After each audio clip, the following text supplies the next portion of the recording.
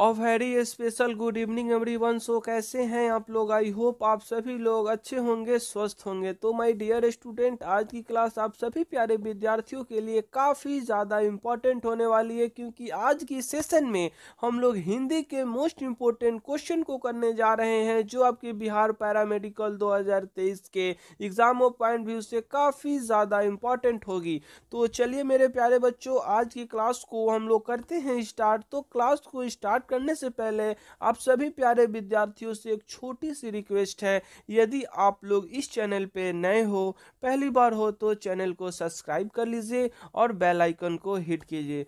तो चलिए my dear student, पहला क्वेश्चन आपके स्क्रीन पे आ चुका है। तो चलिए बताना है यहाँ पे, किस लिपि को सभी लिपियों का जन्मदाता कहा जाता है? जी हाँ, बिल्कुल बताएंगे। फास्ट यहाँ पे सभी बच्चे बताएंगे। जी हाँ, काफ़ी इंटरेस्टिंग आज की सेशन होने वाली है आपके एग्जाम पॉइंट व्यू से। तो यहाँ पे बताएंगे आप लोग खरोष्टी लिपि, ब्राह्मणी लिपि, मोडी लिपि या नागरी लिपि। जी हाँ, बिल्कुल फास्ट करेंगे आप लोग आंसर यहाँ पे।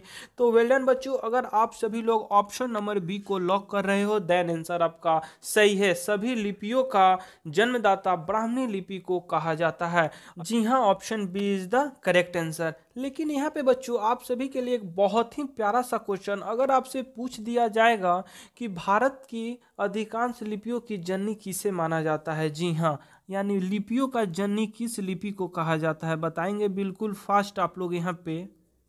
लिपियों की जननी, तो वेल्डन बच्चों, यहाँ पे लिपियों की जननी और कोई नहीं, ब्राह्मणी लिपि ही होती है। तो आप लोग याद रखेंगे, काफ़ी इंपॉर्टेंट ये क्वेश्चन रहेगा। क्योंकि ये इंपॉर्टेंट क्वेश्चन इसलिए रहेगा क्योंकि आपके बिहार पैरामेडिकल में पूछ दिया गया है और ये प्रीवियस ईयर का क्वेश्चन है। तो आप लोग याद रखेंगे कि लिपियों का जननी किस लिपि को कहा जाता है? तो ब्राह्मणी लिपि को कहा जाता है। चलिए एक्स्ट्रा पॉइंट को भी आप लोग नोट करते हुए अगले प्रश्नों की ओर मूव करेंगे। और अगला प्रश्न भी आपके स्क्रीन पे, और ये भी काफ़ी इंपॉर्टेंट क्वेश्चन बताएंगे सभी। हिंदी साहित्य के प्रारंभिक काल को आचार्य शुक्ल ने क्या कहा था? यानी प्रारंभिक काल को, शुरुआती काल को आचार्य शुक्ल जी ने किस काल का नाम दिया था? बिल्कुल फास्ट करेंगे आंसर आप सभी बच्चे। जी हाँ, आदिकाल, चारण काल, वीरगाथा काल या सिंध सामंत काल? बताएंगे बिल्कुल फास्ट आप लोग यहाँ पे, क्या होगी इसकी करेक्ट आंसर? तो वेल डन बच्चों, अगर आप सभी लोग ऑप्शन नंबर सी को लॉक कर रहे हो, देन आंसर आपका सही है। जी हाँ, आचार्य शुक्ल जी ने हिंदी साहित्य के प्रारंभिक काल को वीरगाथा काल का नाम दिया था। तो आप लोग याद रखेंगे। उसके बाद अगर आपसे पूछ दिया जाएगा कि आदिकाल, यहाँ पे आदिकाल की भी बात की जा रही है, ऑप्शंस में दी गई है। तो अगर पूछ दी जाएगी कि हिंदी साहित्य के किस लेखक के द्वारा आदिकाल का नाम दिया गया था? जी हाँ, तो बताएंगे बिल्कुल फास्ट। तो आप लोग लिख लीजिएगा बच्चों, डॉक्टर हजारी प्रसाद त्रिवेदी जी। जी हाँ, ये भी काफ़ी अच्छे मशहूर या लेखक भी हैं, जो कि आदिकाल का नाम इनके द्वारा ही दिया गया था। तो लिख लीजिएगा डॉक्टर हजारी प्रसाद त्रिवेदी जी। ठीक है, चलिए इसके बाद एक और काल आ गई, वो है वीर काल। जी हाँ, ये भी काफ़ी इंपॉर्टेंट ये क्वेश्चन है। तो आपसे अगर पूछ दिया जाएगा कि हिंदी साहित्य के किस लेखक के द्वारा वीर काल का नाम दिया गया था, तो आप लोग याद रखेंगे उनका नाम था विश्वनाथ प्रसाद मिश्र जी। जी हाँ, तो आप लोग इस चीज़ को यहाँ पे लिख लीजिए, काफ़ी इंपॉर्टेंट रहेगा। विश्वनाथ प्रसाद मिश्र के द्वारा वीर काल का नाम दिया गया था। जी हाँ, तो ये जितने भी आपको एक्स्ट्रा पॉइंट बच्चों लिखवाए जा रहे हैं, एनी हाउ आप लोग नोट करते हुए चलेंगे। ठीक है, चलिए बढ़ेंगे इसके बाद हम लोग अगले प्रश्नों की ओर। और अगला प्रश्न भी आपके स्क्रीन पे, और ये भी काफ़ी प्यारा क्वेश्चन। जी हाँ, निम्नलिखित में कौन प्रेमचंद्र की एक रचना है? जी हाँ, बिल्कुल फास्ट बताएंगे। ऑप्शन ए है पंच परमेश्वर, ऑप्शन बी उसने कहा था, ऑप्शन सी थाई, और ऑप्शन डी ठेस। जी हाँ, बिल्कुल फास्ट बताएंगे आप सभी यहाँ पे आंसर। तो वेल डन बच्चों, अगर आप सभी लोग ऑप्शन नंबर ए को लॉक कर रहे हो, देन आंसर आपका सही है। प्रेमचंद की इसमें से एक रचना है, वो है पंच परमेश्वर, और इसका प्रकाशन, यानी इस कहानी को लिखा गया था 1916 में। जी हाँ, तो आप लोग ईयर भी लिख लीजिएगा, 1916 में प्रेमचंद्र जी के द्वारा पंच परमेश्वर कहानी को लिखा गया था। और पंच परमेश्वर प्रेमचंद्र जी का पहली कहानी थी। जी हाँ, तो अगर आपसे पूछ दिया जाएगा कि पहली कहानी प्रेमचंद्र जी की कौन सी थी, तो आप सभी का क्या यहाँ पे उत्तर रहेगा बच्चों? तो पंच परमेश्वर। तो आप लोग इस चीज़ को यहाँ पे लिख लीजिएगा क्वेश्चन के रूप में, क्योंकि काफ़ी इंपॉर्टेंट रहेगा। पहली कहानी आपसे पूछ दिया जा सकता है कि प्रेमचंद्र जी का कौन सा है, तो आप लोग याद रखेंगे पंच परमेश्वर। जी हाँ, ठीक है। चलिए इसके बाद अगर बात यहाँ पे की जाए, उसने कहा था, ये किनके द्वारा लिखा गया था यह कहानी, तो इनका भी नाम आप लोग लिख लीजिए। ये भी काफ़ी मशहूर यहाँ पे लेखक रह चुके हैं, चंद्रधर शर्मा गुलेरी जी के द्वारा यह कहानी लिखी गई थी। ठीक है। उसके बाद थाई की अगर बात की जाए तो यह भी कहानी विश्वम्भर नाथ कौशिक के द्वारा लिखा गया था। ठीक है। तो जो भी यहाँ पे लिखवाया जा रहा है आप लोग एनी हाउ इसको नोट करते हुए अगले प्रश्नों की ओर मूव करेंगे, क्योंकि काफ़ी इंपॉर्टेंट क्वेश्चन और आपके बिहार पैरामेडिकल एग्जाम में बच्चों यहाँ पे लेखक से क्वेश्चन पूछ दिया जाता है। आप लोग प्रीवियस ईयर उठा के देख लेना, वहाँ पे आप लोगों को काफ़ी क्वेश्चन देखने को मिलेंगे। ठीक है। ठेस की अगर बात की जाए तो ये किनके द्वारा लिखा गया था, तो यह कहानी फणीश्वर नाथ रेणु जी के द्वारा लिखी गई थी। जी हाँ, फणीश्वर नाथ रेणु। तो ये सभी इंपॉर्टेंट क्वेश्चन रहेंगे आपके लिए। ठीक है। तो आप लोग इसको नोट कर लीजिएगा। ठीक है। जी हाँ, और यहाँ पे अगर आपसे क्वेश्चन पूछ दिया जाएगा कि आप सभी लोग बताएंगे मेला आंचल। जी हाँ, यहाँ पे लेखक और यहाँ पे शीर्षक की बात की गई है, तो यहाँ पे मैं एक और शीर्षक लिखता हूँ, मेला आंचल। ये किनके द्वारा लिखा गया, तो क्या आप सभी लोग बता पाएंगे इसका यहाँ पे क्या होगा करेक्ट आंसर? मेला आंचल किन लेखक के द्वारा लिखा गया था, इसकी क्या विशेषताएं हैं, बताइए बिल्कुल फास्ट आप लोग। अगर जो भी स्टूडेंट बताना चाहते हैं इस वीडियो के कमेंट सेक्शन में फर्स्ट कमेंट करेंगे बिल्कुल फास्ट यहाँ पे। तो बच्चों मैं आप सभी को बता दूं कि मेला आंचल ये भी फणीश्वर नाथ रेणु जी के द्वारा ही लिखा गया था, और मेला आंचल के लिए फणीश्वर नाथ रेणु जी को पद्मश्री पुरस्कार से भी सम्मानित किया गया था। जी हाँ, तो आप लोग इस चीज़ को लिख लीजिएगा, पद्मश्री पुरस्कार से इनको यहाँ पे सम्मानित भी किया गया था। तो यहाँ पे पूछ दिया जा सकता है आपके पेपर में कि आप अगर आपसे पूछ दिया जाएगा फणीश्वर नाथ रेणु जी मेला आंचल उपन्यास को लिखे थे तो उसके लिए उनको कौन सी उपाधि मिली थी। जी हाँ, तो आप सभी का क्या यहाँ पे आंसर रहेगा, तो जी हाँ बच्चों, पद्मश्री उपाधि से इनको सम्मानित किया गया था। जी हाँ, तो आप लोग ध्यान में रखेंगे, काफ़ी इंपॉर्टेंट ये सभी क्वेश्चन। चलिए बढ़ेंगे हम लोग अगले प्रश्नों की ओर, और अगला प्रश्न भी आप सभी के स्क्रीन पे और काफ़ी इंपॉर्टेंट क्वेश्चन। जी हाँ, बताएंगे आप सभी बिल्कुल फास्ट। यहाँ पे हिंदी गद्य का सर्वप्रथम युग है। जी हाँ, हिंदी गद्य का सर्वप्रथम युग क्या कहलाता है, यानी कौन सा युग कहलाता है? भारतेंदु युग, शुल्क युग, त्रिवेदी युग, या इनमें से कोई नहीं? जी हाँ, बिल्कुल फास्ट करेंगे आप सभी आंसर। यहाँ पे क्या होगी इसकी करेक्ट आंसर? वेल डन बच्चों, option A is the correct answer. Hindi गद्य का सर्वप्रथम युग हमारा कौन सा युग था, तो भरतेंदु युग था। तो अगर आप सभी लोग ऑप्शन नंबर ए को सिलेक्ट कर रहे थे देन आंसर आपका सही था। लेकिन यहाँ से क्वेश्चन तैयार किया जा सकता है, आपसे ये पूछ दी जाए कि आप सभी लोग बताएंगे कि भरतेंदु युग के प्रमुख लेखक कौन थे। जी हाँ, तो आप लोग याद रखेंगे भरतेंदु युग के प्रमुख लेखक यहाँ भरतेंदु हरिश्चंद्र जी थे। जी हाँ, भरतेंदु हरिश्चंद्र जी हैं। ठीक है। तो यहाँ से यह क्वेश्चन पूछ दिया जा सकता है कि आप सभी लोग बताएंगे कि भरतेंदु युग का श्रेय किन लेखक को जाता है। तो यहाँ पे किनको श्रेय जाता है, तो भरतेंदु हरिश्चंद्र जी को जाता है। ठीक है। उसके बाद यहाँ पे शुल्क युग की बात की जा रही है, तो शुल्क युग के प्रमुख रचनाकार कौन थे, बताएंगे बिल्कुल फास्ट। आप सभी लोग जानते होंगे शुल्क युग को बच्चों यहाँ पे छायावादी युग भी कहा जाता था। ठीक है, छायावादी युग। तो आप लोग कंफ्यूज ना हो जाएंगे, तो यहाँ पे आपसे पूछ दी जाएगी कि छायावादी युग के प्रमुख कवि कौन थे, तो आप लोग लिख लीजिए मुंशी प्रेमचंद्र, आचार्य हजारी प्रसाद त्रिवेदी। तो मैं यहाँ पे शॉर्ट फॉर्म में लिख दे रहा हूँ बच्चों त्रिवेदी, तो आप लोग इसको फुल फॉर्म में लिख लीजिएगा, इनका पूरा नाम क्या था, तो आचार्य हजारी प्रसाद त्रिवेदी। ये लोग यहाँ पे शुल्क युग मीन्स छायावादी युग के ये लोग कवि कहे जाते थे, जाने जाते थे। ठीक है। उसके बाद त्रिवेदी युग की अगर बात करूं तो त्रिवेदी युग के महावीर प्रसाद त्रिवेदी जी थे। जी हाँ, यहाँ पे आप लोग लिख लीजिएगा, इनका नाम ये भी काफ़ी मशहूर ये लेखक थे, महावीर प्रसाद त्रिवेदी। जी हाँ, काफ़ी इंपॉर्टेंट ये सभी क्वेश्चन रहेंगे आपके एग्जाम के लिए। और यहाँ पे अगर मैं बात करूँ महावीर प्रसाद त्रिवेदी जी की, तो अगर आपसे पूछ दिया जाएगा कि हिंदी के साहित्यकार, जी हाँ, यानी हिंदी के पहले साहित्यकार कौन थे जिनको आचार्य की उपाधि से सम्मानित किया गया था, तो यहाँ पे नाम आएगा बच्चों महावीर प्रसाद त्रिवेदी जी की ही। इनको यहाँ पे आचार्य की उपाधि से सम्मानित किया जा चुका है। ठीक है, यह हिंदी साहित्यकार के सबसे पहले लेखक थे, सबसे पहले रचनाकार थे। ठीक है, तो आप लोग इस चीज को यहाँ पे लिख लीजिएगा, सबसे पहले आचार्य की उपाधि से सम्मानित किनको किया गया था, तो महावीर प्रसाद त्रिवेदी जी को।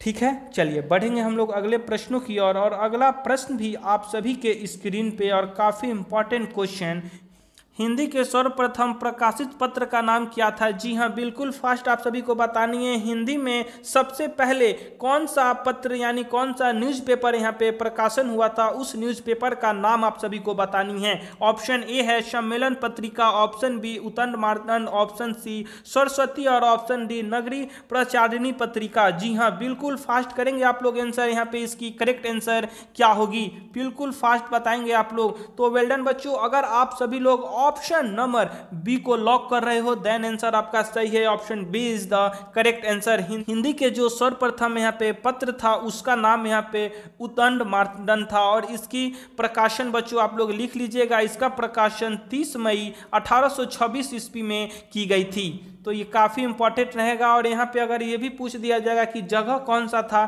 तो आप लोग ये भी लिख लीजिए बच्चों, यह कोलकाता में इसकी प्रकाशन हुआ था। ठीक है, तो काफी इंपॉर्टेंट क्वेश्चन। हिंदी के सर्वप्रथम प्रकाशित पत्र का नाम उतंड मार्तंड था जो कि 30 मई 1826 ईस्वी में कोलकाता में प्रकाशन हुआ था। ठीक है, चलिए बढ़ेंगे हम लोग अगले प्रश्नों की ओर। अगला प्रश्न भी काफी इंपॉर्टेंट और इसमें आपसे पूछी जा रही है हिंदी साहित्य के प्रथम कहानी है। जी हाँ, हिंदी साहित्य के प्रथम कहानी कौन सी है?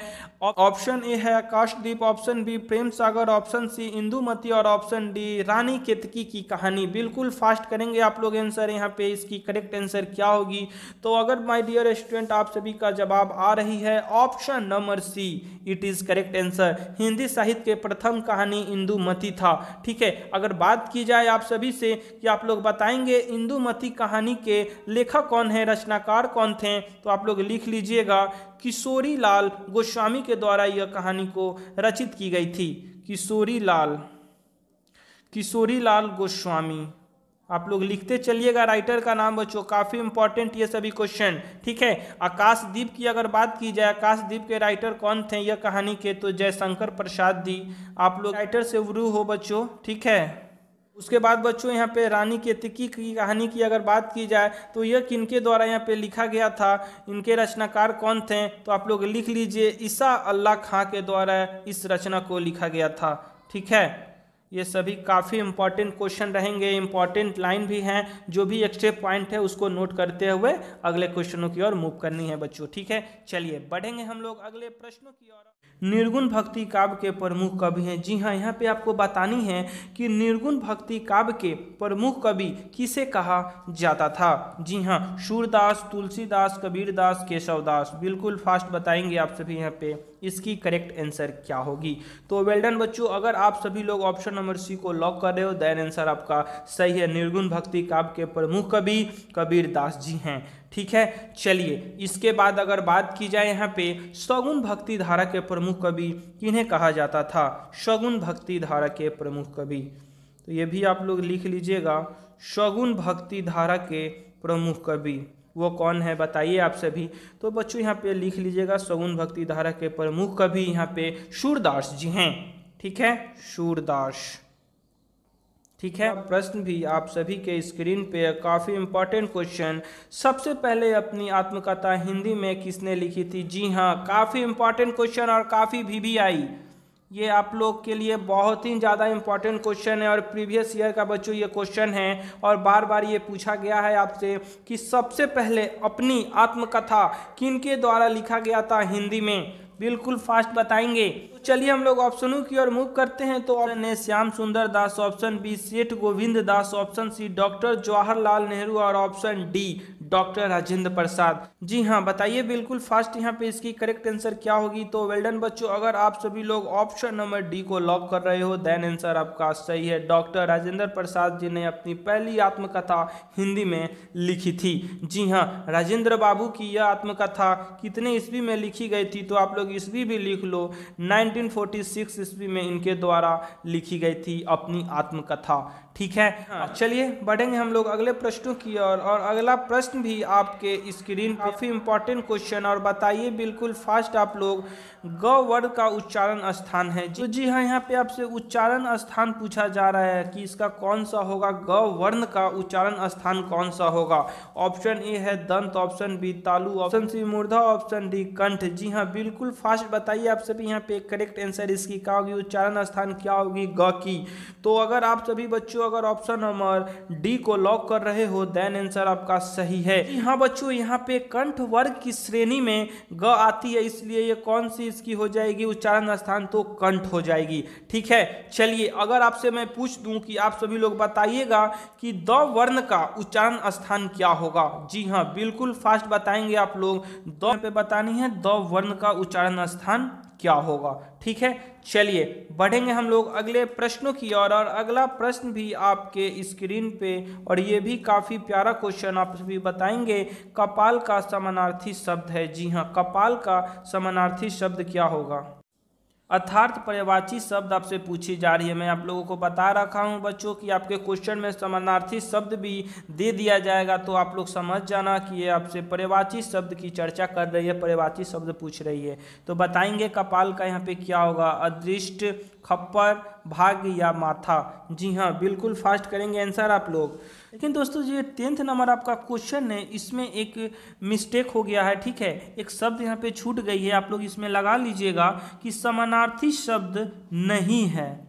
जी हाँ, यहाँ पे ये पूछना चाह रहा था ये क्वेश्चन, बट यहाँ पे नहीं, छूट गया है। तो अब आप लोग बताएंगे कपाल शब्द का समानार्थी शब्द नहीं है। तो आप सभी लोग इस वीडियो के कमेंट सेक्शन में कमेंट कीजिए इसकी क्या होगी करेक्ट आंसर। तो वेल डन बच्चों, अगर आप सभी लोग ऑप्शन नंबर ए को सिलेक्ट कर रहे हो देन आंसर आपका सही है। कपाल का समानार्थी शब्द अदृश्य नहीं होगा। क्यों नहीं होगा, क्योंकि दोस्तों यहाँ पे खप्पर, भाग्य और माथा ये तीनों कपाल का समानार्थी शब्द होता है, लेकिन अदृश्य नहीं होगा। अदृश्य क्यों नहीं होगा, क्योंकि अदृश्य का समानार्थी शब्द यहाँ पे होता है गायब। जी हाँ, गायब हो गया, अदृश्य हो गया, गुप्त हो गया, विलीन हो गया, ओझल हो गया, ये सभी यहाँ पे अदृश्य का पर्यायवाची शब्द है। ठीक है, तो आप लोग लिख लीजिएगा इसको, काफ़ी इम्पोर्टेंट रहेगा अदृश्य।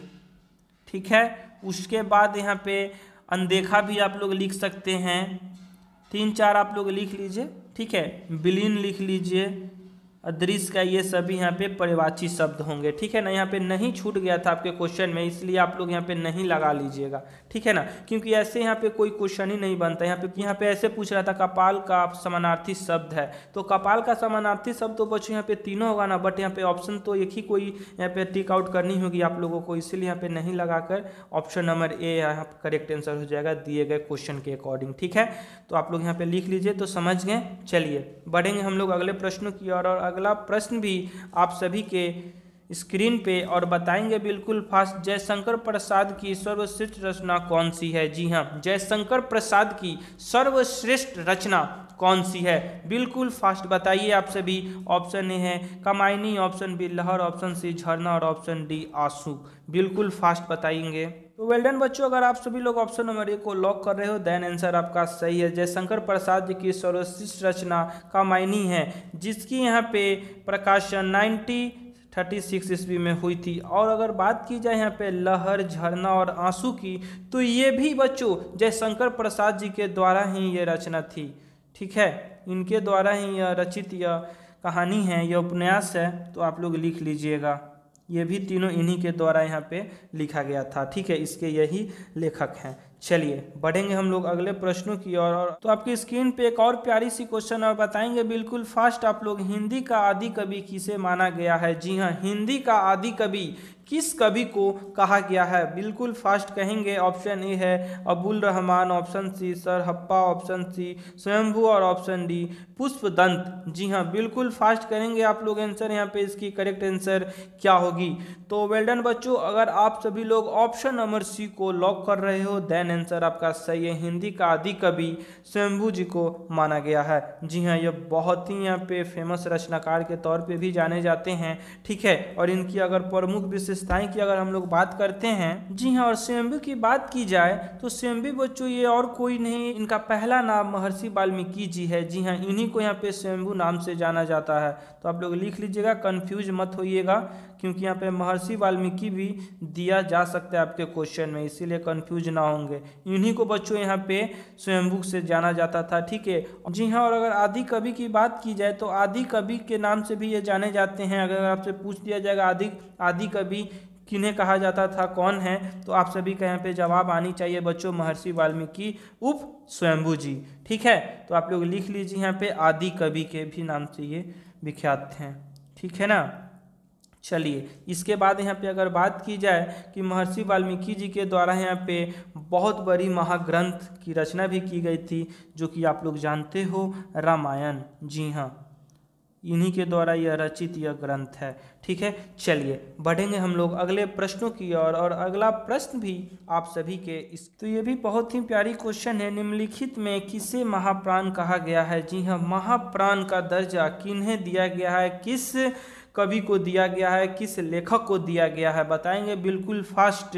ऑप्शन ए है Bharatendu Harishchandra ji, option B Mahavir Prasad Trivedi, option C Nirala ji, और ऑप्शन डी माखनलाल चतुर्वेदी। बिल्कुल फास्ट बताइए आप सभी, महाप्राण किस कवि को कहा गया है? बिल्कुल फास्ट बताइए आप सभी।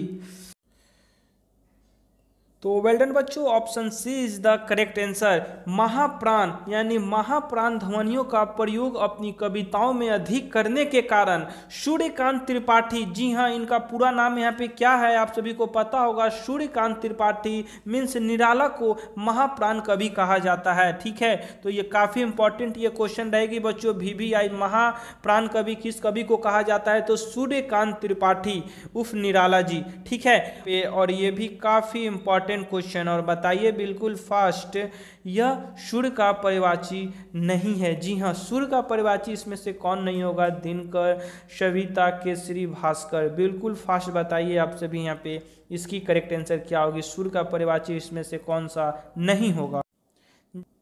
जी हाँ दोस्तों, भास्कर हो गया, सविता हो गया, दिनकर हो गया, यह हमारा सूर्य का पर्यायवाची शब्द है। ठीक है, but option C is the correct answer. Kesari यहाँ पे सूर्य का पर्यायवाची नहीं होगा। क्यों नहीं होगा? केसरी का अर्थ ही होता है शेर। ठीक है, तो यहाँ पे पूछा जा रहा है कि शेर का बताएंगे क्या होगा पर्यायवाची शब्द? तो सिंह हो गया, वनराज हो गया, ठीक है, उसके बाद पशु राज हो गया, ये आपका केसरी का यहाँ पे पर्यायवाची शब्द हुआ। ठीक है, तो आप लोग ध्यान में रखेंगे, काफ़ी ये सभी इंपॉर्टेंट यहाँ पे क्वेश्चन रहेगी। ठीक है, चलिए बढ़ेंगे हम लोग अगले प्रश्नों की ओर। और अगला प्रश्न भी बच्चों आपके स्क्रीन पे काफ़ी इंपॉर्टेंट क्वेश्चन, बताइए बिल्कुल फास्ट। शतरंज के खिलाड़ी कहानी के लेखक कौन है? जी हाँ, शतरंज के खिलाड़ी जो कहानी है इसके रचनाकार कौन है? जयशंकर प्रसाद, प्रेमचंद्र, राजकुमार वर्मा और नामवर सिंह। जी बिल्कुल फास्ट बताइए आप सभी यहाँ पे, इसकी करेक्ट आंसर क्या होगी? शतरंज के खिलाड़ी किनके द्वारा यहाँ पे लिखा गया था? बिल्कुल फास्ट बताइए आप सभी। तो वेल डन बच्चों, option B is the correct answer. Munshi Premchandra ji के द्वारा यह कहानी को लिखा गया था। जी हाँ, शतरंज के खिलाड़ी। तो आप सभी ध्यान में रखेंगे, शतरंज के खिलाड़ी के रचनाकार कौन थे?